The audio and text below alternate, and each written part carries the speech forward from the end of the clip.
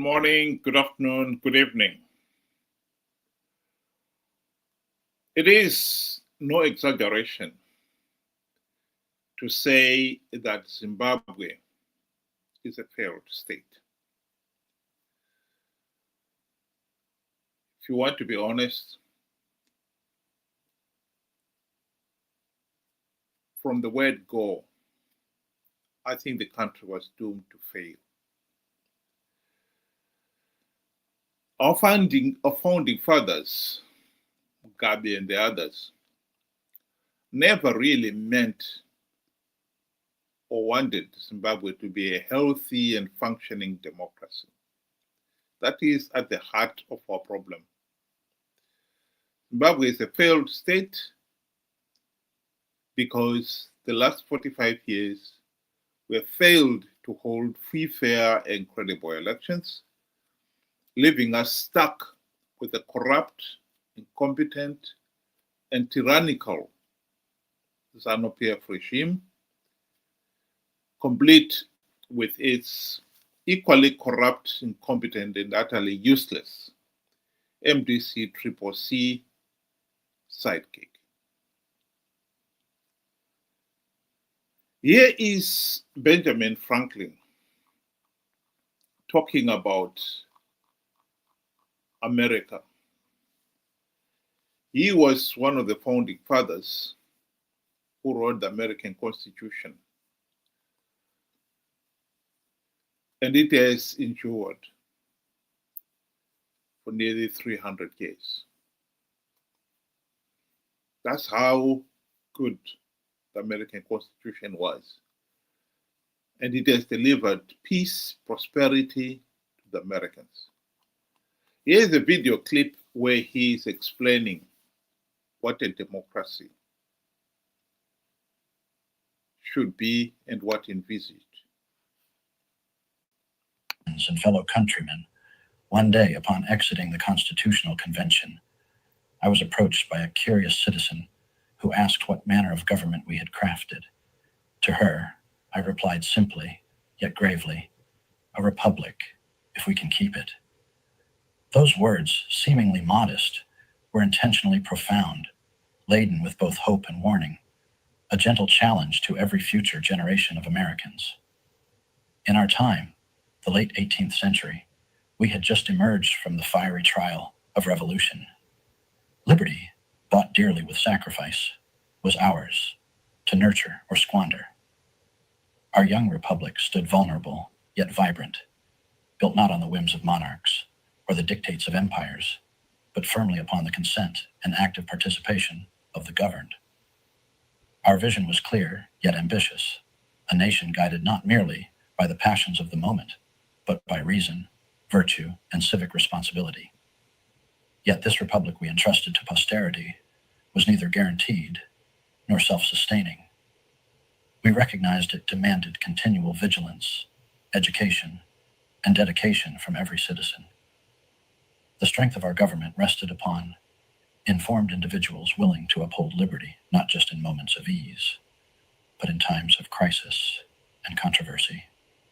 Today, as I gaze forward through history into your era, I perceive a nation profoundly evolved, yet continually tested by the very challenges we anticipated. Well, what do you think, Benjamin? Good day to you and good day to our viewers. Thank you for joining us. You know, I with these words, I really feel heartbroken, especially if we're talking in terms of Zimbabwe. We are looking at a country that went to war to fight for the right to a meaningful say in who governs the country. A lot of lives were lost, a lot of homes were destroyed. You know, a lot of people gave up their all,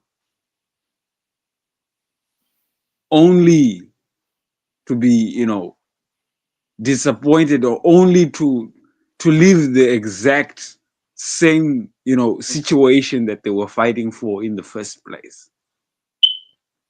ZANU-PF has made it, impossible for the people to actually go out there and choose their own leadership. ZANU-PF have now taken over what was supposed to be a people's fight and made it theirs. They are no longer, a father figure,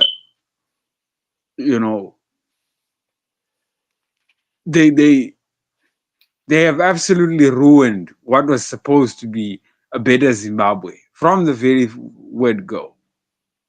And unfortunately, like what Benjamin Franklin says, if we can keep it, we never kept it. Or maybe if I can say, we never had it from the very beginning. I totally agree with you there. The 1980 elections were a product of the Lancaster House talks. At the Lancaster House, it was agreed that both ZAPU and ZANU would withdraw their freedom fighters from the field and send them to assembly points so that the election campaign period, there will be no freedom fighters in the field. ZANU-PF agreed to that, signed on to that, but by the time they got back to Zimbabwe, the regime had changed its mind. ZANU-PF left a number of their freedom fighters in the field, and they were given the instruction to tell the people that if ZANU-PF does not win, the Bush war would continue. I mean, anyone at all cannot deny that immediately finished off the very idea that there will be free, fair, and credible elections. You can forget it. The people voted to end the Bush war, period. And unfortunately, they were never to regain that right. The nearest Zimbabwe was to come to holding free, fair, and credible elections was March 2008, when SADC put ZANU-PF under enormous pressure to make sure that the election process was as free and fair as practical. And in that vote, the people voted for regime change. They saw the opportunity to finally have regime change, and they went for it. And as the results started trickling in, and ZANU-PF realized they were losing, the regime's response was to step in, stop the ZEC declaring the results, and took over the process. Here is Dr. Ibo Mandaza explaining what happened in 2008. I also know that Mugabe conceded defeat in 2008. He phoned Mbeki and Obasanjo to concede defeat. I hope that Thabo Mbeki and Obasanjo will one day make that public. But one of them, I won't say which one, told me that Mugabe phoned them that Saturday night and said, look, I lost the election and I concede defeat. And I know that Mugabe stuck to his guns. I was prepared to go. His wife was since bags packed to go somewhere on the following day when Mnangagwa and Chiwenga approached him and said, you stay where you are. And then they contrived the runoff, sadly with the help of South Africa. And Runoff took place, very violent. 360 people were killed. The South African, I came here as part of a delegation to Cape Town to see members of the ANC. I don't want to mention names, they're my friends. I saw them, and through them, a cabinet committee subcommittee of South African cabinet was set up on the Zimbabwe issue. It was on the basis of that cabinet committee that South Africa did not recognize the runoff. And indeed, it was the basis of that committee that Thabo sent the generals to South Africa, to Zimbabwe.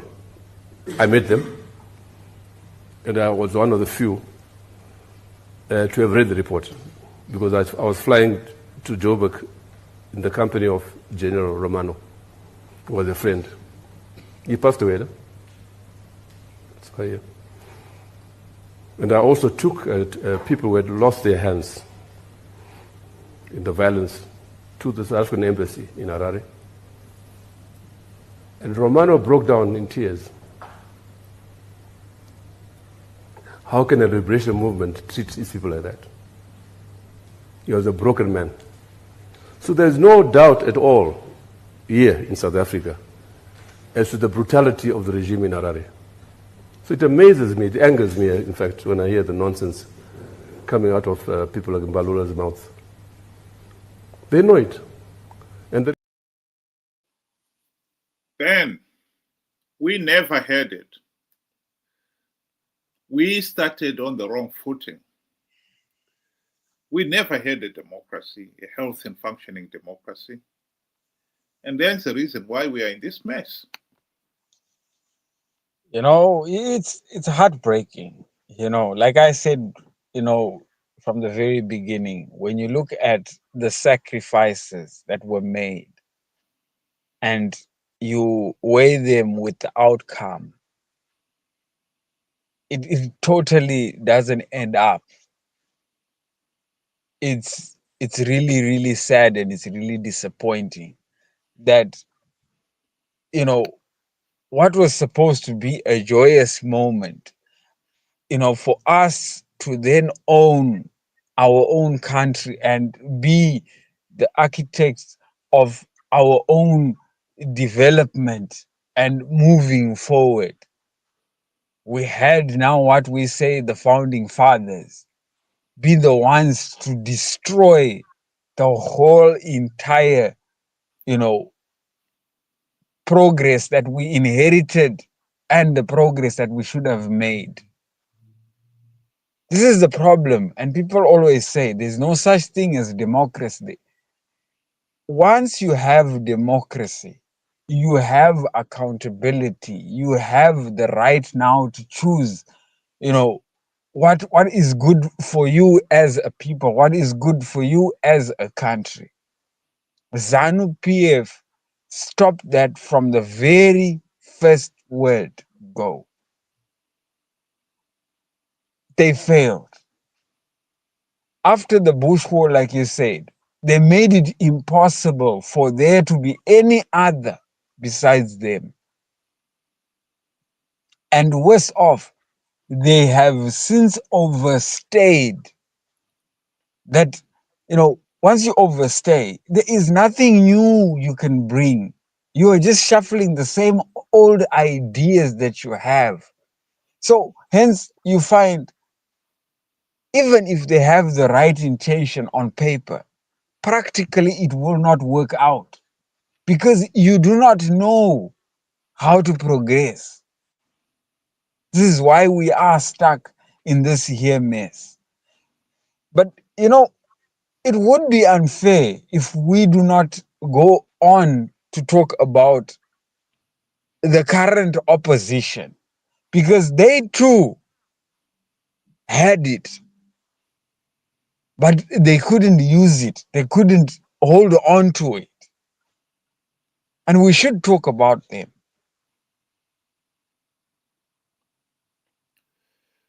They Just have wanted to wrong confirm. priorities, especially the current government. How can you go and build an airport which services a few people, and the majority are the elite? and the so-called investors. Look at the rural. I made you come to interview me because I wanted you to have the experience of the roads that we are using.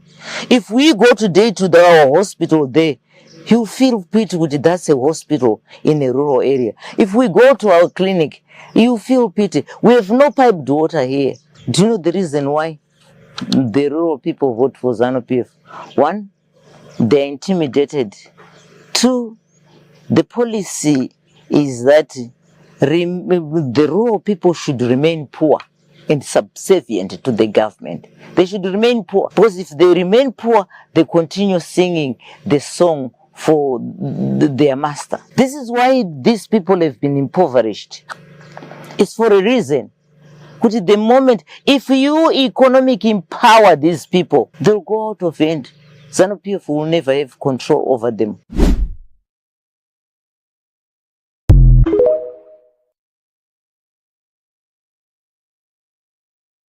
That is the tragedy of Zimbabwe. We had a political system that was geared to give people in the rural areas the vote because they were captive constituency. And ZANU-PF has seen to it that they remain subservient to the party. So they never exercised their democratic right to meaningful say in the governance of the country. Even as recent as 2023, for the 2023 elections, Mnangagwa himself is on record boasting that the rural voters will be frog marched to the polling station with his ZANU-PF chairman in front, the voters following behind, and the headman at the back. And we saw during the elections itself how ZANU-PF officials noted down the names of the people who were going into the polling stations for no other reason other than to monitor who they voted. ZANU-PF has changed the electoral system so that there is, where there should be a constituency voters roll, there is a polling station voters roll. It's increased the number of polling stations such that there are about 500 voters in each polling station. A figure small enough for the party's officials to know, if not by face, but by name, all the voters. So as the people go in to vote, the officials will know who voted, and within minutes of the results being announced at each polling station, they'll come up and tell you who voted for ZANU-PF and who voted for the opposition. There is no such thing as a free, meaningful vote in Zimbabwe, particularly in the rural areas, where ZANU-PF is such a stranglehold on the electorate. So this is the contrast. Whereas Benjamin Franklin and his fellow founding fathers created a republic and they wrote a constitution with the idea of making sure that the people have a meaningful say in the governance of the country. As Abraham Lincoln described it, a government of the people, for the people, by the people. ZANU-PF and Mugabe had no such illusions. They wanted power. And they created a voters' roll, universal suffrage, for no other reason other than they can corner the row of voters. That is the tragedy of Zimbabwe. We are not going to have a healthy and functioning democracy where as much as 60% of the voters, the row of voters, are nothing more than medieval serfs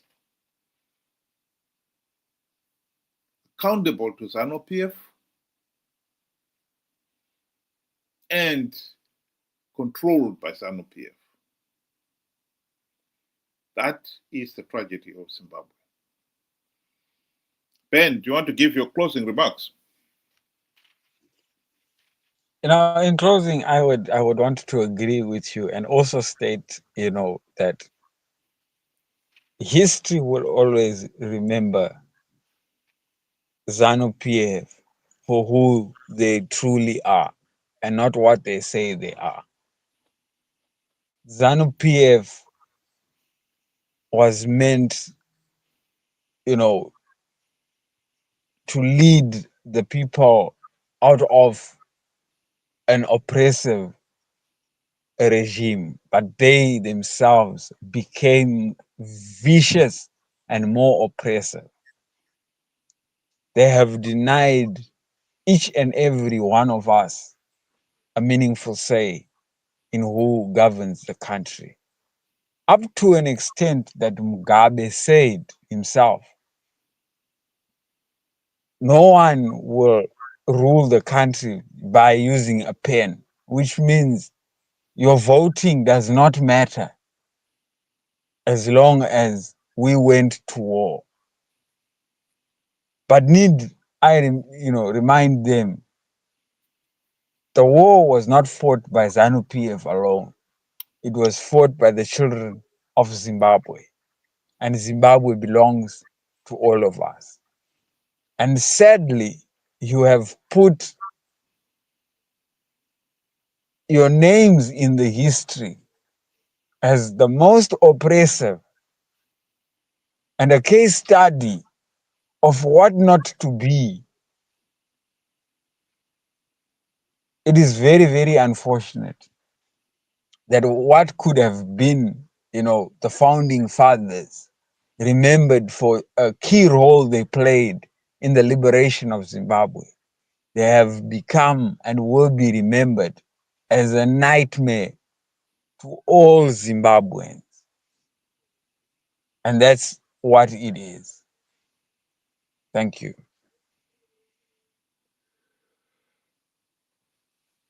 In closing, I think I would like to refer to the opportunities that the nation has had to end the ZANU-PF dictatorship. In the last 45 years, Zimbabwe did have the opportunity to end the ZANU-PF dictatorship. Notably, during the 2008 to 2013 GNU. Unfortunately, Mugabe bribed Morgan Tsvangirai and his friends, and they failed to implement even one token reform. And ever since the GNU, the MDC CCC leaders have participated in flawed elections, knowing fully well that the process is flawed, knowing fully well that by participating they are giving ZANU-PF legitimacy. They have not nonetheless soldiered on because they also knew that ZANU-PF was giving away a few gravy train seats, and that is all they cared about. That is the tragedy of Zimbabwe. So we had a second bite at the cherry to get a healthy and functioning democracy in Zimbabwe. And MDC, in their turn, wasted it. The people of Zimbabwe have got to realize the situation they are in. I think the ordinary Zimbabwean out there have been very slow in realizing what ZANU-PF was up to. it took most of the people in Zimbabwe at least 20 years since independence before they finally accepted that ZANU-PF was a party of thugs and started pushing for democratic changes in the late 1990s. But ever since, the people have been also equally slow to realize that MDC-CCC have sold out. They failed to implement even one token reform in the last 25 years. And ever since the GNU have been participating in flawed elections to give ZANU-PF legitimacy. As a nation, we really have our homework, our work cut out for us. If we want Zimbabwe to be a healthy and functioning democracy, we have got to accept that both ZANU-PF and MDC-CCC failed the nation.